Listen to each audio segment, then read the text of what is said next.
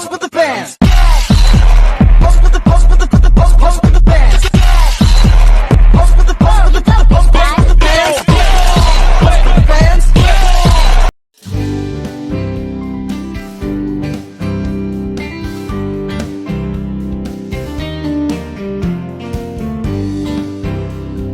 Hai guys.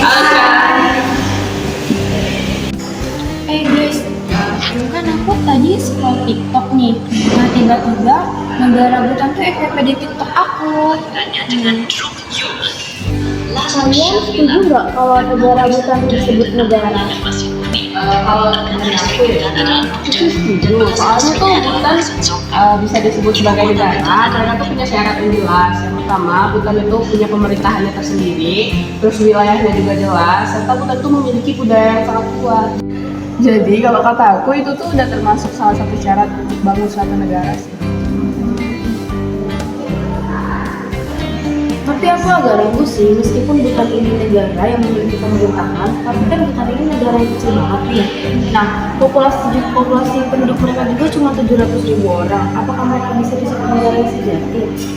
Iya kan guys, terus mereka juga dianggap terisolasi kan. Mereka nggak terlalu banyak terlibat di kancah internasional. Jadi kesannya kayak negara yang nggak berpengaruh. Tapi guys, ukuran itu bukan segalanya. Ada banyak negara kecil yang diakui di seluruh dunia. Ini kan juga punya hubungan diplomatik kok sama negara lain. Aku setuju sama Maca, karena Bhutan itu juga termasuk ke dalam keanggotaan PBB yang dimana itu udah jadi satu syarat Bhutan disebut sebagai negara karena Bhutan udah diakui secara internasional.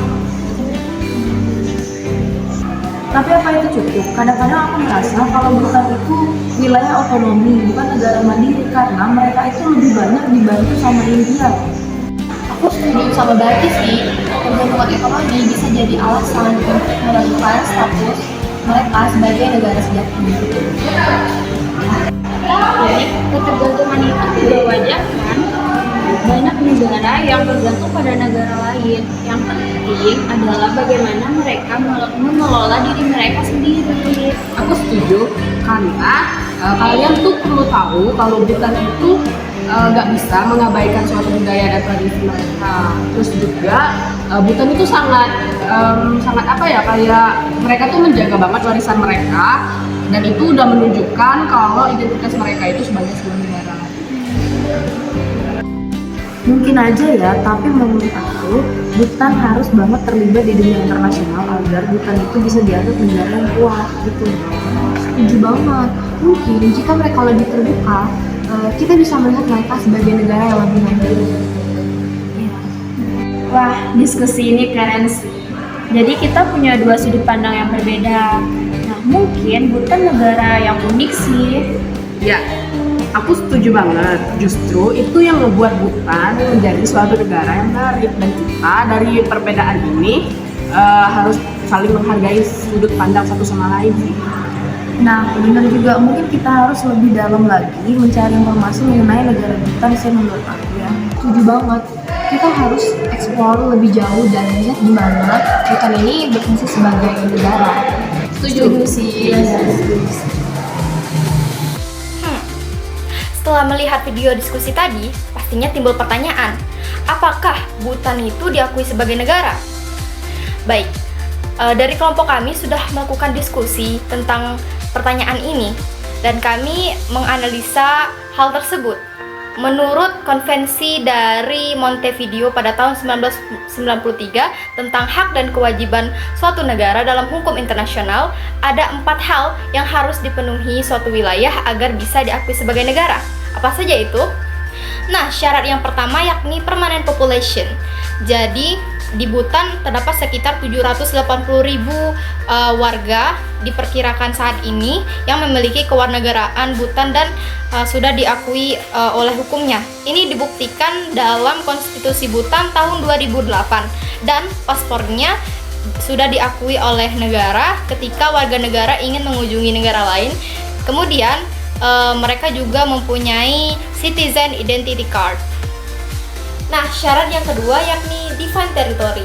Bhutan memiliki wilayah tetap yakni sekitar 38.394 km persegi. terletak di pegunungan Himalaya dengan diapit antara dua negara besar, yakni Cina di utara dan India di selatan, timur, dan barat. Nah, meskipun terdapat sengketa wilayah, terutama yang terdapat di Doklam, namun Bhutan bisa mempertahankan wilayahnya dengan adanya Bhutan Army dan juga sistem pemerintahan monarki konstitusional. Untuk syarat yang ketiga yakni effective government. Bhutan sekarang menggunakan sistem pemerintahan monarki konstitusional, meskipun sebelumnya pada tahun sebelum 2008 menggunakan monarki absolut. Nah, Bhutan ini bukan termasuk negara dengan demokrasi global, karena Bhutan merupakan negara dengan pemerintahannya menjalankan ekonomi, kemudian hukum, dan kebijakannya secara mandiri.